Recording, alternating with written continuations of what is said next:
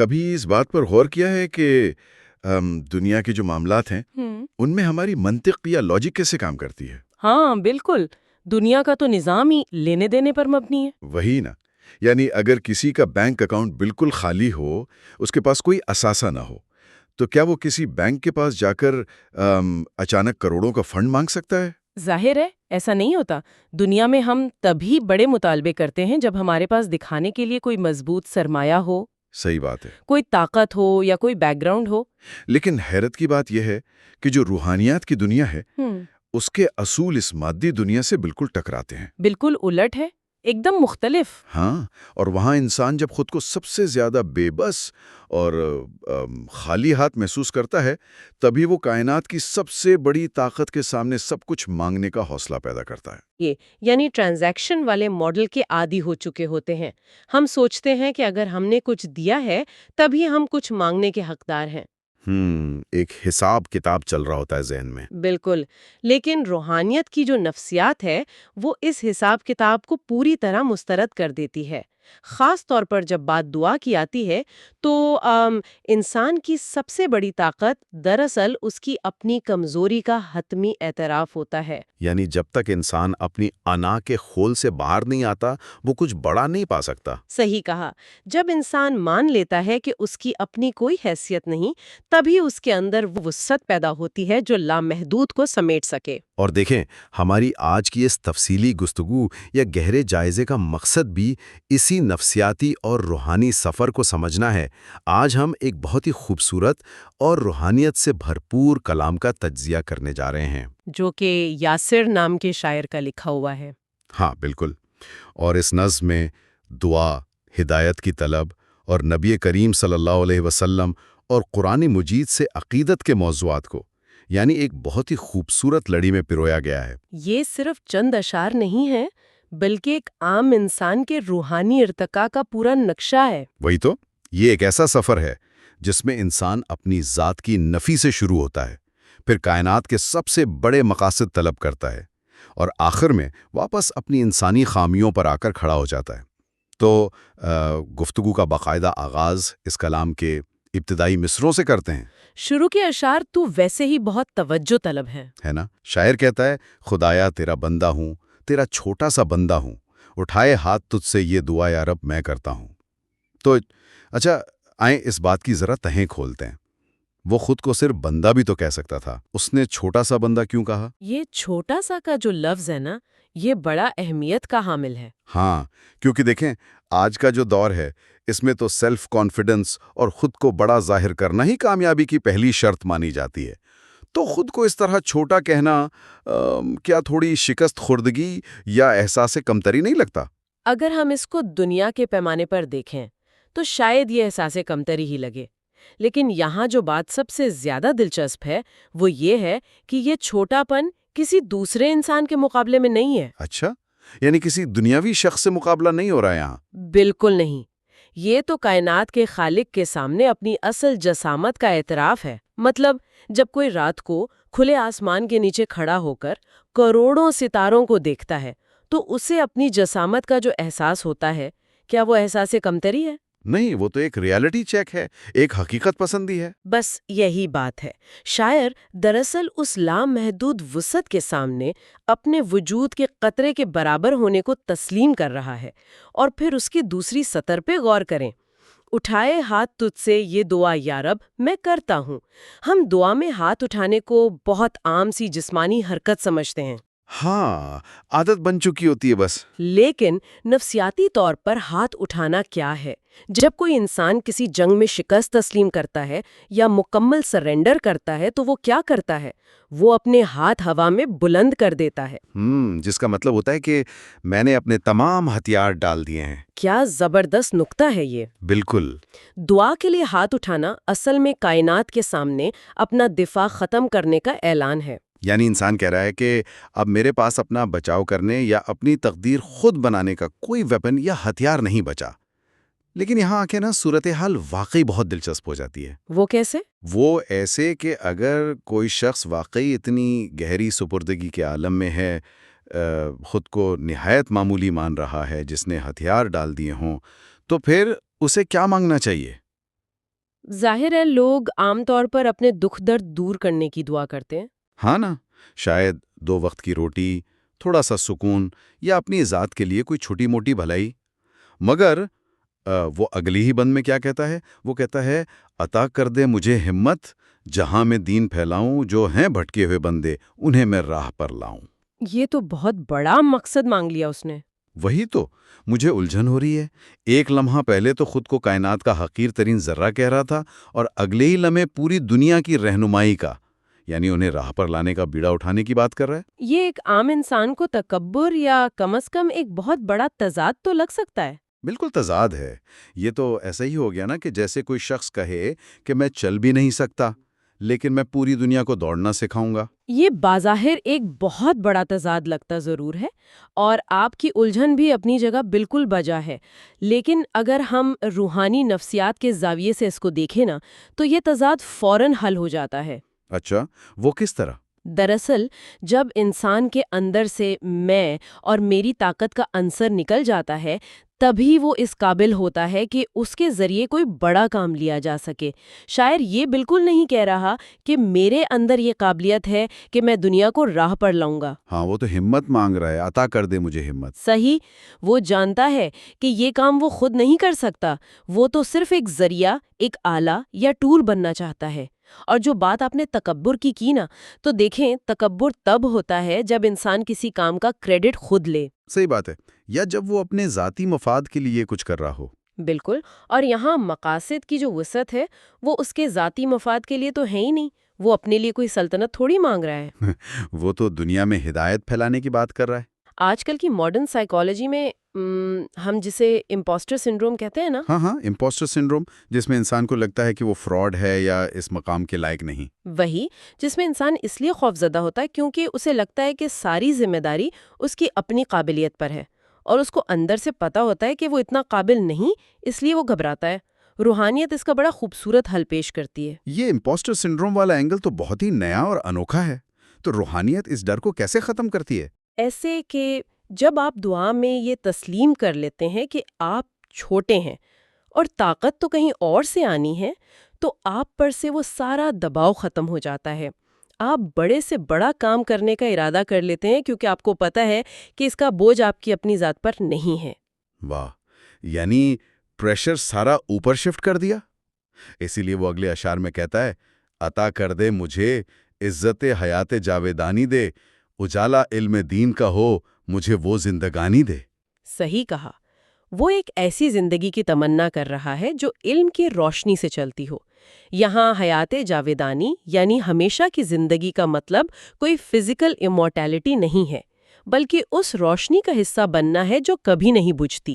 یہ بات سمجھ میں آتی ہے کہ انسان علم کی روشنی مانگ رہا ہے، لیکن ایک منٹ، یہاں ایک مسئلہ ہے۔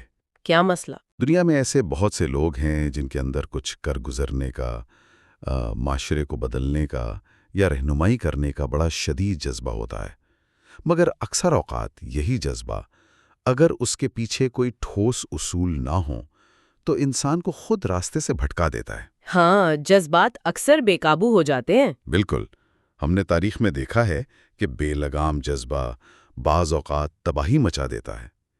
اس جوش کو قابو میں رکھنے کے لیے کوئی فریم ورک بھی تو چاہیے نا۔ اور اس نظم میں وہ فریم ورک موجود ہے۔ وہی نا، شاعر کو اس بات کا بخوبی اندازہ ہے۔ وہ فوراً اپنے اس عظیم مقصد کو ایک منظم ڈھانچے کے ساتھ جوڑتا ہے۔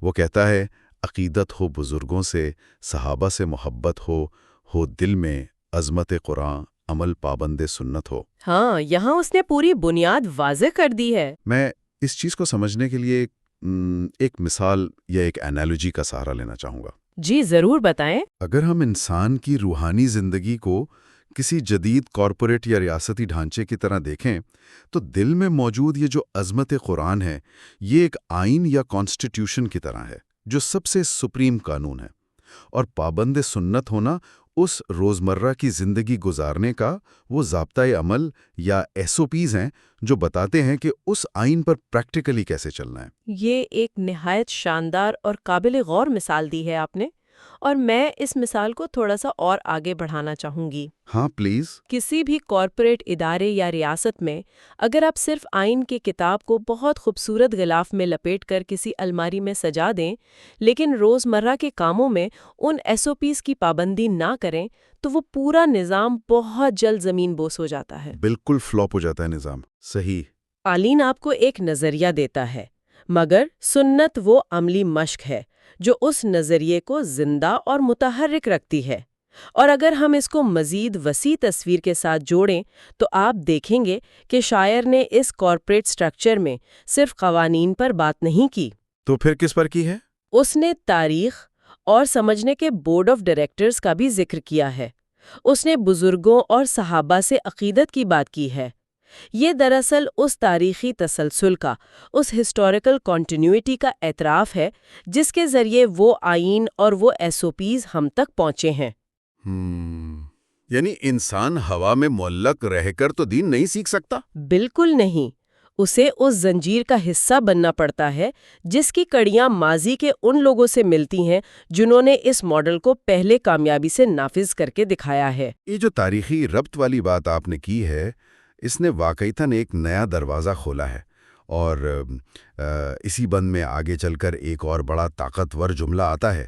شاعر کہتا ہے، ملے توفیق طاعت کی رہوں قائم رہے حق پر، لبادہ ہو شریعت کا مرون دین پیغمبر پر۔ لبادہ، یہ لفظ یہاں بہت اہمیت رکھتا ہے۔ وہی نا، مجھے بھی اس لفظ لبادہ پر رک کر سوچنے کی ضرورت محسوس ہو رہی ہے۔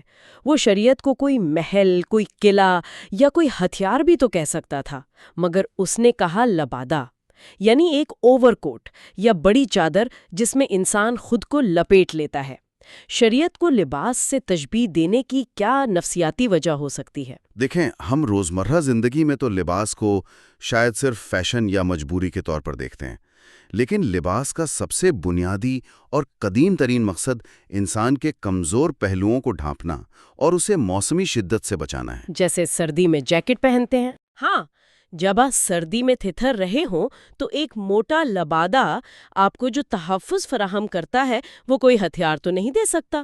اور آج کے اس جدید اور پیچیدہ دور میں جہاں انسان ہر طرف سے نفسیاتی دباؤ، اخلاقی فتنوں اور مادی خلافہ شر کا شکار ہے، وہاں شریعت کا لبادہ دراصل ایک آرمر یا زرہ بختر کا کام کرتا ہے۔ یعنی خود کو ان باہری حملوں سے بچانے کی ڈھال ہے۔ صحیح، یہ آپ کے ظاہر کو بھی ڈھپتا ہے اور باطن کو بھی۔ اور جیسے ایک مخصوص یونیفارم پہننے والے شخص پر کچھ ذمہ داریاں عائد ہو جاتی ہیں اور وہ یونیفارم اسے بار بار یاد دلاتا ہے کہ وہ کون ہے، بالکل ویسے ہی شریعت کا لبادہ انسان کو اس کی اصل پہچان یاد دلاتا ہے۔ یہ تحفظ تو پھر بہت ضروری ہے۔ ضروری اس لیے ہے کیونکہ اسے اپنا وہ آخری اور سب سے مشکل امتحان بھی تو پاس کرنا ہے جس کا ذکر اس نے کیا تھا کہ مرون دین پیغمبر پر زندگی بھر حق کے راستے پر چلنا ایک مسلسل جدوجہد ہے، اور اس میں یہ لبادہ انسان کو تھکنے اور بکھرنے سے بچاتا ہے۔ تو اس سب کا حقیقت میں کیا مطلب ہوا؟ ہم نے دیکھا کہ قلم کی ابتدا ایک چھوٹے سے بندے کی عاجزی سے ہوئی، پھر وہ بندہ اٹھ کر پوری دنیا کو راہ دکھانے کا ویژن بناتا ہے۔ اس کے بعد وہ اپنے عمل کا فریم ورک تیار کرتا ہے۔ ہاں، وہ ایک کانسٹیٹیوشن تیار کرتا ہے، SOPs بناتا ہے اور شریعت کا ایک مضبوط لبادہ پہن لیتا ہے تاکہ اس عظیم مشن پر ثابت قدم رہے۔ اب لاجک تو یہ کہتی ہے کہ اب وہ مکمل طور پر لیس ہو چکا ہے، وہ ایک روحانی سپاہی بن گیا ہے، جس کے پاس علم بھی ہے اور عمل کا ڈھانچہ بھی۔ لیکن یہاں آ کر ایک موڑ آتا ہے جو مجھے سب سے زیادہ حیران کر رہا ہے۔ اچھا، وہ کیا؟ اس سب کے فوراً بعد نا کلام ایک دم زمین پر آ گرتا ہے۔ اتنی شاندار تیاری کے بعد شاعر اچانک کہتا ہے، نہیں ہے پاس کچھ میرے کہ دامن میرا خالی ہے، کرم فرما میرے مولا کہ تیری ذات عالی ہے۔ یہ ایک دم سے کیا ہو گیا؟ یہ واقعی ایک ان ایکسپیکٹڈ ٹرن لگتا ہے۔ وہی نا، اگر اس کے پاس قرآن کی عظمت ہے، سنت کی پابندی ہے، لبادہ ہے، تو پھر اس کا دامن خالی کیسے ہو گیا؟ کیا وہ SOPs کام نہیں آئے؟ اتنا بڑا ویژن رکھنے کے بعد اچانک یہ اعتراف کہ میرے پاس کچھ بھی نہیں ہے، یہ بات تو ذہن کو چکرا دینے والی ہے۔ یہ ذہن کو چکرا دینے والی بات اس لیے لگتی ہے کیونکہ ہم اسے پھر سے اپنی دنیاوی ریاضی یا میتھ کے حساب سے تول رہے ہیں۔ یعنی وہی بینک اکاؤنٹ والی منطق بالکل. ہم سوچتے ہیں کہ اگر میں نے ایک ڈگری حاصل کر لی، کچھ تجربہ حاصل کر لیا، تو اب میرا دامن علم اور قابلیت سے بھر چکا ہے. لیکن جہاں تک روحانی مات کا تعلق ہے، وہ بالکل الٹ ہے. معرفت کے سفر میں انسان جتنا زیادہ سیکھتا ہے، جتنا زیادہ وہ شریعت کے لبادے میں خود کو محفوظ کرتا ہے، اسے اتنی ہی شدت سے اس بات کا ادراک ہوتا ہے کہ خالق کی ذات کس قدر عظیم ہے. اور اپنی کوششیں معمولی لگنے لگتی ہیں. صحیح. یہ اس پوری نظم کا حتمی اور جذباتی کلائمیکس ہے. دامن خالی ہونے کا مطلب یہ ہرگز نہیں ہے کہ اس نے وہ سب کچھ کھو دیا ہے جو اس نے مانگا تھا یا جو نیکیاں اس نے کمائی تھیں. تو پھر خالی ہونے کا کیا مطلب ہوا یہاں؟ اس کا مطلب یہ ہے کہ وہ اپنی ان تمام کاوشوں کو، اپنے علم کو اور اپنی نیکیوں کو اس قابل ہی نہیں سمجھتا کہ انہیں ایک اثاثہ یا ایسٹ کہہ سکے. وہ جان گیا ہے کہ انسان کی اپنی کوئی بھی کوشش اس پروردگار کی عالی ذات کے سامنے پیش کرنے کے لائق نہیں. وہ اپنے اعمال کے ڈھیر پر کھڑا ہو کر کوئی ریٹرن آن انویسٹمنٹ نہیں مانگ رہا. یعنی اجر یا صلے کا تقاضا نہیں کر رہا. بالکل نہیں. وہ اعتراف کر رہا ہے کہ میں جو کچھ بھی بن پایا ہوں وہ صرف اور صرف تیرے کرم کا نتیجہ ہے. اگر تیرا کرم ہٹ جائے تو میری ساری نیکیاں زیرو ہو جائیں گی. یہ تو کسی بھی انسان کا اپنے غرور پر کیا جانے والا سب سے بڑا وار ہے. یعنی آپ سب کچھ کریں، پوری زندگی لگا دیں اور آخر میں کہیں کہ یہ میں نے نہیں کیا، یہ محض تیرا فضل ہے. یہی تو اس سفر کی خوبصورتی ہے. اور مجھے لگتا ہے کہ یہی وہ نقطہ ہے جہاں کلام اپنے آخری اور سب سے ذاتی مرحلے میں داخل ہوتا ہے. یہ وہ جگہ ہے جہاں یہ کوئی عام فلسفیانہ گفتگو نہیں رہتی، بلکہ ایک مجرم کا اعتراف جرم بن جاتی ہے. ہاں بالکل. آخری بند میں شاعر باقاعدہ اپنا نام لے کر کہتا ہے، گناہوں پر ہے شرمندہ، یہ یاسر در پہ حاضر ہے، اسے تو بخش دے یا رب کہ خاطی ہے یہ قاصر ہے. مجھے تو یہ منظر ایسا لگتا ہے جیسے ایک شخص جس نے ابھی پوری دنیا کا درد اپنے سینے میں سمویا تھا، اب وہ اکیلا ایک کمرے میں کھڑا ہے. اور اس نے اپنے تمام گناہوں کی، اپنی خامیوں کی ایک لیگل ڈاکیومنٹ تیار کر لی ہے. وہی نا، ایک تصویری دستاویز. اور آخر میں اس پر یاسر کے نام سے دستخط کر کے اس کو کائنات کے مالک کی دربارگاہ میں پیش کر رہا ہے. اپنا نام اس طرح سے استعمال کرنا یہ بہت ہمت کا کام ہے. یقیناً یہ بہت بڑی ہمت کی بات ہے. جب آپ کوئی جنرل یا عام بات کرتے ہیں تو آپ پردے کے پیچھے چھپ سکتے ہیں، کہتے ہیں نا کہ ہم سب گناہگار ہیں. ہاں، اس میں انسان خود کو سیو کر لیتا ہے. لیکن جب آپ اپنا نام لیتے ہیں تو آپ اس درد کی مکمل اونرشپ لے لیتے ہیں. یہ دستخط کرنے والی مثال واقعی بہت گہری ہے. وہ خود کو خاطی یعنی غلطی کرنے والا اور قاصر یعنی کمزور تسلیم کر رہا ہے. اور یہاں ایک اہم سوال پیدا ہوتا ہے. کیا سوال؟ وہ یہ کہ کیا ان تمام بلند و بالا ارادوں، علم پھیلانے کی تمناؤں اور شریعت کی پابندی کا آخری اور حتمی مقصد محض اپنے گناہوں کی بخشش پا لینا ہے؟ کیا انسان کو صرف اپنی مغفرت کی فکر کرنی چاہیے؟ سچ بتاؤں تو میں بھی یہی سوچ رہا تھا. مطلب جب آپ نے اتنی بڑی بڑی باتیں کیں تو آخر میں آ کر صرف اپنی بخشش کی بات، کیا یہ تھوڑا سا خود غرضانہ یا مایوس کن اختتام نہیں ہے؟ اگر آپ اسے صرف ساتھی طور پر دیکھیں تو شاید لگے، لیکن بالکل نہیں. اگر آپ اس کی گہرائی میں جائیں تو یہ خود غرضی یا مایوسی نہیں، بلکہ یہ کڑوی حقیقت کا دلیرانہ اعتراف ہے. یعنی ریالٹی کو ایکسیپٹ کرنا. ہاں، انسان کبھی پرفیکٹ نہیں ہو سکتا. جب وہ دنیا میں نکل کر بڑے کام کرے گا، لوگوں کو ہدایت کی طرف لائے گا، تو اس سے غلطیاں بھی ہوں گی، اس کے قدم بھی ڈگمگائیں گے. بخشش مانگنا دراصل اس بات کا اعلان ہے کہ میں فرشتہ نہیں ہوں، میں انسان ہوں. صحیح بات ہے، انسان خطا کا پتلا ہے. اور یہیں سے اس نظم کا جو بیلنس ہے وہ اپنے کمال تک پہنچتا ہے. ایک طرف اس کے مقاصد اتنے بڑے ہیں کہ وہ دنیا کو راہ پر لانا چاہتا ہے، اور دوسری طرف اس کی نظر اپنے گریبان پر اتنی گہری ہے کہ وہ ہر لمحہ اپنی خامیوں پر شرمندہ ہے. یعنی بلند ترین ارادے اور عمیق ترین عاجزی. بالکل. جو شخص ان دونوں انتہاؤں کے درمیان کھڑا ہونا سیکھ لیتا ہے وہی سچا روحانی سفر طے کر سکتا ہے. وہ دوسروں کو راستہ دکھاتے ہوئے بھی جانتا ہے کہ سب سے زیادہ رہنمائی اور بخشش کی ضرورت تو خود اسے ہی ہے. کتنی حیران کن اور سوچنے پر مجبور کر دینے والی بات ہے یہ. اگر ہم اس سارے سفر کو ایک جگہ سمیٹیں تو یہ کلم محض الفاظ کی جادوگری تو بالکل نہیں ہے، بلکہ انسان کے اندر کے موسموں کی تبدیلی کی ایک پوری داستان ہے۔ ایک مکمل روحانی نقشہ ہے۔ بالکل، یہ اس نقطے سے شروع ہوتا ہے جہاں انسان خود کو سمندر کے سامنے ایک حقیر قطرہ، ایک چھوٹا سا بندہ تسلیم کرتا ہے۔ پھر وہ قطرہ اپنے اندر علم کا نور اور دوسروں کو سیراب کرنے کی ہمت مانگتا ہے۔ اور اپنے آپ کو فریم ورک کا پابند کرتا ہے۔